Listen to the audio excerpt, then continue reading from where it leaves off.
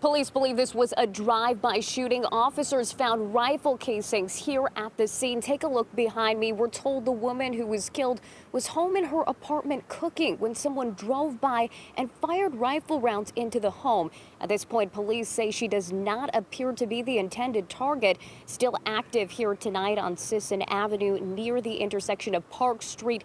The area blocked off by police as they continue this investigation.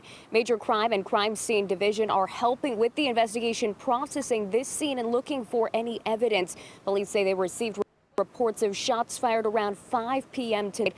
We spoke with a lieutenant here who described what officers found at the scene when they arrived. Take a listen. Noticed bullet holes going through the wall, to the door, the window. At that point, they attempted to make contact with the resident of the first floor with no avail. They forced entry to make sure there's nobody injured.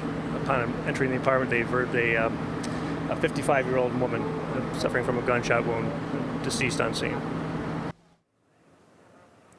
If you know anything at all about this case, contact Hartford Police at their tip line. It's 860-722-8477. Calls there are anonymous. The investigation here still ongoing. From here, police will talk to witnesses, look over security camera footage, as well as private cameras in the area.